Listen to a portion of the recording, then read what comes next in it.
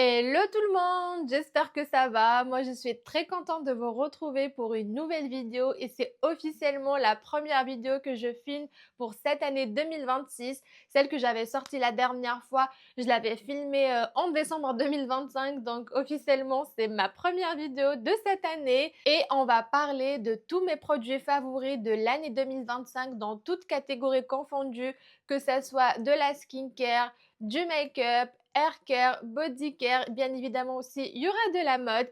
C'est une vidéo que j'adore regarder personnellement, mais aussi je me suis rendu compte que c'est une vidéo difficile à faire parce qu'il y a beaucoup de produits que j'ai utilisés durant l'année 2025 que j'ai oubliés. Du coup, je me suis juste concentrée sur ceux que j'ai achetés, rachetés, que j'ai adoré, quelques produits qui sortent du lot. Pareil pour la mode, là on est en hiver, j'en ai des favoris pour chaque saison, donc je voulais pas vous présenter toute ma garde-robe, mais j'ai essayé de faire de mon mieux. J'espère que vous aimez regarder ce genre de vidéo. Si c'est le cas, restez ici parce qu'on va commencer tout de suite.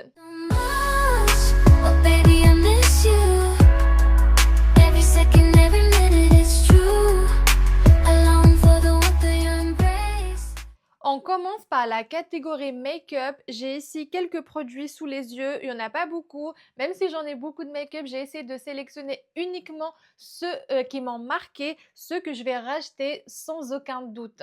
Je commence par ces deux produits de chez Embryolisse. J'ai toute la gamme, la orange, la rose, la verte, la classique normale, le lait concentré, mais les deux que j'ai adoré, que j'ai le plus utilisé. D'ailleurs, on n'a qu'à regarder l'état des tubes. C'est le soin blush de la peau crème gel visage détoxifiant, c'est la orange, ainsi que le lait concentré classique normal. Celle-ci, je l'ai beaucoup utilisée en été, j'utilisais que ça en base de teint. Elle a une texture gel très légère, elle pénètre bien la peau, du coup pour les gens qui ont la peau grasse mixte, qui transpirent en été comme mon cas, vous allez l'adorer, elle est géniale. Elle pénètre très bien la peau, elle laisse pas de film gras. En plus, elle a une couleur orange, du coup, elle laisse un léger orangé sur le visage. Elle est vraiment agréable à porter. En base de make-up, elle est vraiment génialissime. Pour le lait concentré, je l'utilise plus en ce moment quand il fait froid, quand j'ai la peau déshydratée, sèche par endroits, quand j'ai besoin d'avoir beaucoup plus d'hydratation. Pareil, je l'utilise en base de make-up avant mon fond de teint. Il tient bien toute la journée. Il est glowy, mon make-up. Vraiment, elle est géniale pour les gens qui ont la peau déshydratée, sèche, soit toute l'année ou bien en hiver. Vous allez l'adorer. D'ailleurs, pareil, le tube, je l'ai bien entamé. Et celle-ci, pareil pour la orange, je compte bien les racheter parce que là, je suis vraiment arrivée jusqu'à la fin. Je vais essayer de vous montrer un peu la texture par rapport à l'autre. Là, c'est plus une crème alors que la orange, c'est plus gel. Donc, c'est plus riche, c'est plus hydratant, mais elle s'estompe vraiment bien. Celle-ci, c'est pas uniquement une base de maquillage. Vous pouvez aussi l'utiliser comme crème hydratante, comme un masque la nuit en couche épaisse. Elle a plusieurs fonctionnalités, mais moi, je l'aime beaucoup plus la porter avant le fond de teint en base. Mais des fois aussi, ça m'arrive de la porter la nuit quand j'ai besoin d'hydratation, quand j'ai besoin d'avoir la peau fraîche le matin. Donc, si vous cherchez une bonne base de teint et vous ne voulez pas vous ruiner, ces deux-là, vous allez les adorer. Celle-ci beaucoup plus en hiver ou pour les gens qui ont la peau sèche et celle-là en été, vous allez me dire des nouvelles. Dans les fonds de teint, j'ai un à vous présenter et c'est le fond de teint stick de chez Dior. Celui-ci, j'ai vu que sur les réseaux sociaux, il y avait plein qui l'ont détesté et d'autres qui l'ont adoré. Moi, je fais plus partie de la team qui l'ont bien aimé. C'est vrai, au début, j'avais du mal à l'utiliser parce qu'il marque les sécheresses, mais quand j'ai commencé à l'utiliser avec cette base de teint, là, c'était la révélation. Je l'ai beaucoup aimé parce qu'il donne un effet glowy au teint.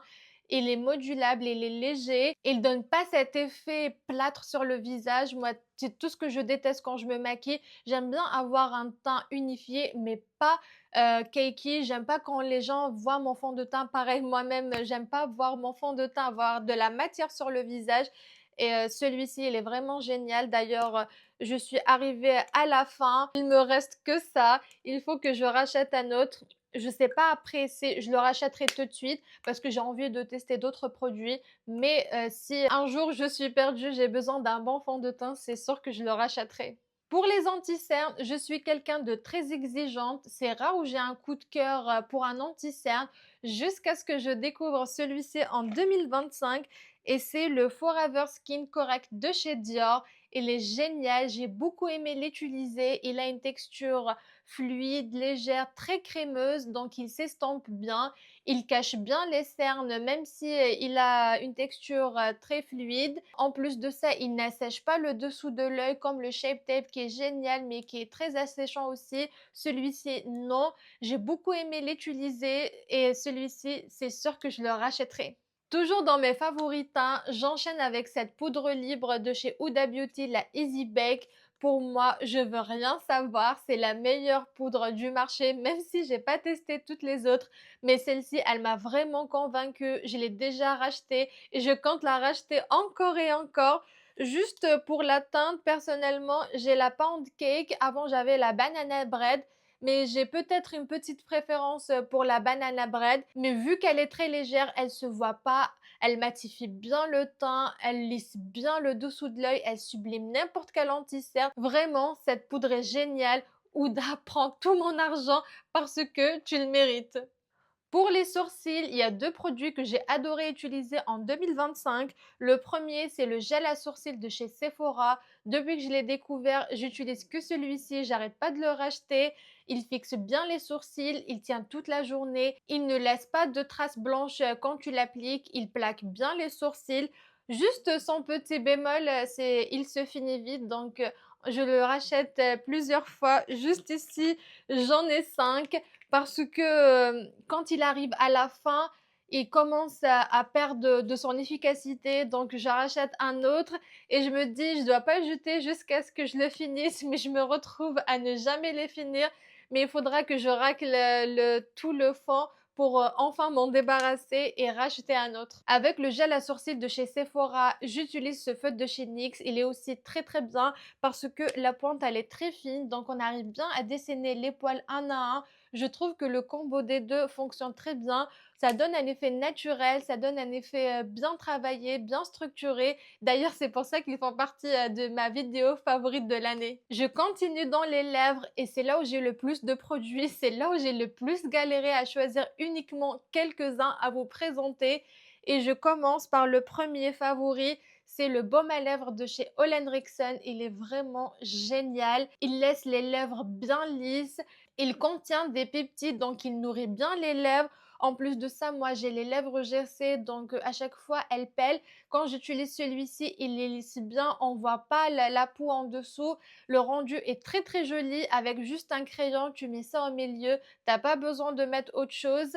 À la fin de la journée, quand tu te démaquilles, tu as les lèvres toutes douces. Pareil, je l'utilise très souvent le soir. Quand je me réveille le matin, j'ai les lèvres bien repulpées, bien rebondies, bien lisses. C'est très agréable de mettre du make-up juste après. Là, c'est le crème brûlé en format pailleté. J'ai aussi le crème brûlé format normal. D'ailleurs, c'est le premier que j'ai acheté. C'est le premier que j'ai adoré. J'ai racheté celui-ci et j'ai racheté aussi un autre coco à crème. Les trois, ils sont géniaux. J'ai remarqué depuis tout à l'heure, je n'arrête pas de dire il est génial, j'adore, c'est mon coup de cœur. Après, c'est une vidéo favori, je sais pas quoi dire d'autre à part que je les aime bien. Encore un autre produit que je trouve génial pour ne pas s'éloigner du thème, c'est les gloss de chez Fenty Beauty, les Bomb Gloss. Ceux-là, c'est des pépites. Ils lissent vraiment les lèvres, ils ont cet effet glace qui reflètent bien la lumière. Ils sont légèrement pailletés, mais pas trop. On n'a pas cet effet très paillette sur les lèvres, juste ce qu'il faut, de la brillance. Moi, j'ai la teinte Hot Chocolate. C'est un marron avec des reflets, je crois, violets à l'intérieur, avec juste un crayon marron chocolat. Le combo des deux, pipite. En plus de ça, ils sont super bons. On a envie de les manger quand on les applique. Là, c'est le grand format et j'ai aussi le petit format. Et celui-ci, c'est la teinte Fuchsia. C'est un léger rosé. Je l'applique aussi avec un crayon marronné. C'est aussi très très joli. Mais avec un crayon aussi dans les teintes prunes, bordeaux, rosé. C'est canon. En parlant de crayons à lèvres, récemment, j'ai découvert ceux de chez MAC Cosmetics. Je comprends pas pourquoi j'ai mis autant de temps avant de les tester parce qu'ils sont vraiment bien.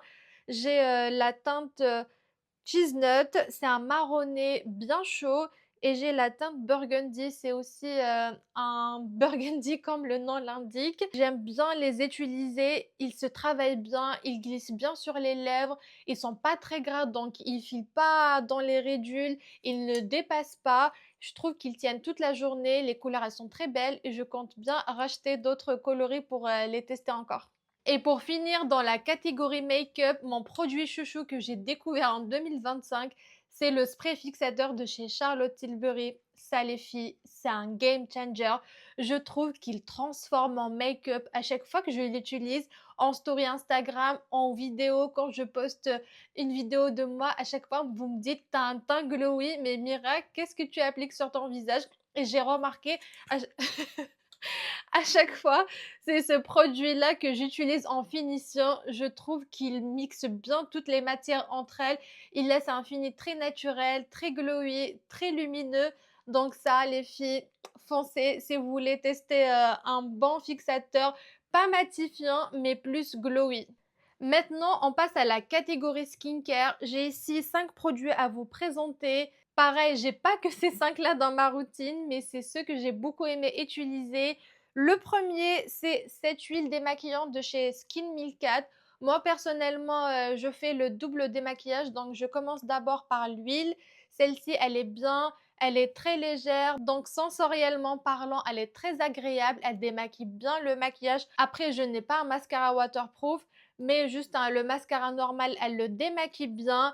Quand on la rince à l'eau, elle se transforme en lait, donc elle se rince bien. Elle laisse pas de film gras, donc si vous cherchez pareil une bonne huile démaquillante pas très chère, je vous conseille celle-ci de chez Skin 1004. Après l'huile démaquillante, j'utilise ce gel nettoyant de chez Anoa. Pareil, c'est le deuxième tube que j'utilise. Moi, personnellement, si tu me vois racheter un deuxième tube, ça veut dire que j'ai beaucoup aimé le produit parce que j'aime bien tester tout le temps des nouveautés, de nouveaux produits. Donc, si je rachète un produit 2 fois ou plus, ça veut dire que je l'ai beaucoup aimé et c'est le cas de celui-ci. Il nettoie bien le visage, il n'assèche pas la peau.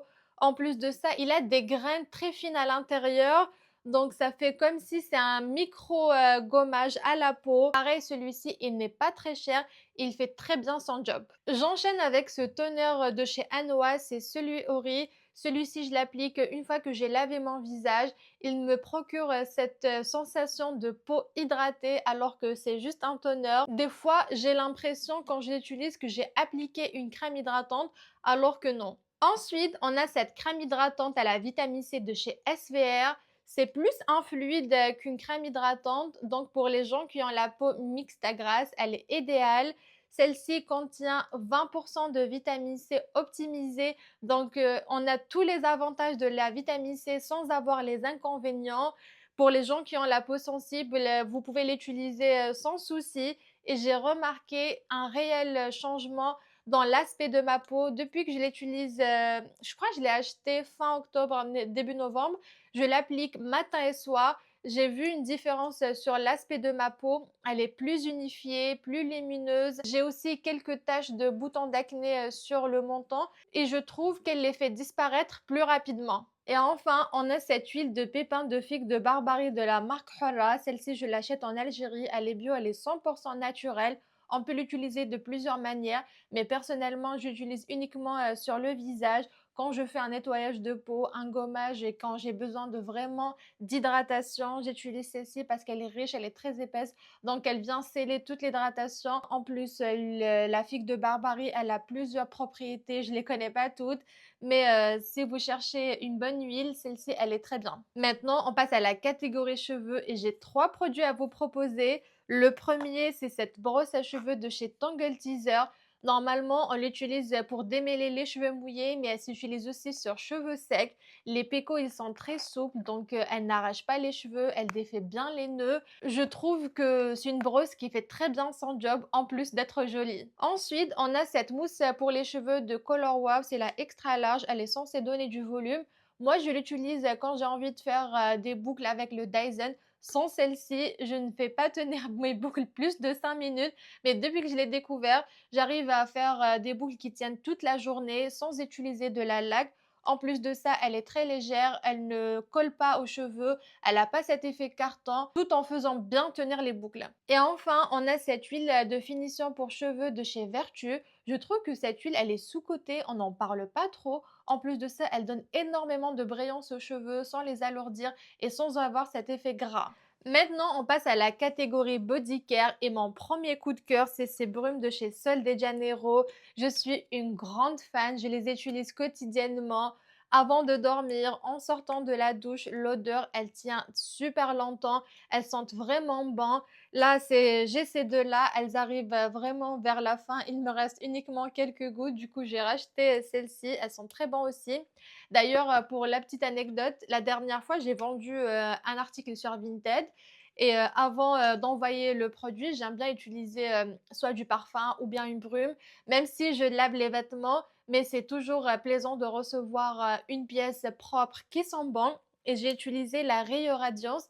Et quand la personne a reçu l'article, elle est venue m'écrire sur Vinted. Elle m'a dit quel parfum tu as utilisé sur le vêtement. Je lui ai dit que c'était celle-ci. Elle m'a dit je cours tout de suite l'acheter. Récemment, je voulais m'orienter vers les déodorants naturels, mais pas ceux qu'on trouve en magasin bio qui ne tiennent pas 5 minutes. Au bout d'une demi-journée, tu commences déjà à sentir la transpiration. Je voulais un avec une bonne composition et efficace.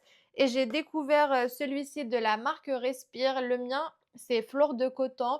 Je trouve que c'est un bon déodorant naturel qui fait bien son job. L'odeur, elle est bien, elle est très subtile pour celui-ci. Il ne laisse pas de traces blanches, même si il a un certain coût pour un déodorant, mais il tient longtemps. Et enfin, le dernier produit de la catégorie, c'est ce gel douche de chez Cadum. Le mien, c'est Fleur de Coton. Il sent tellement bon, il sent le propre.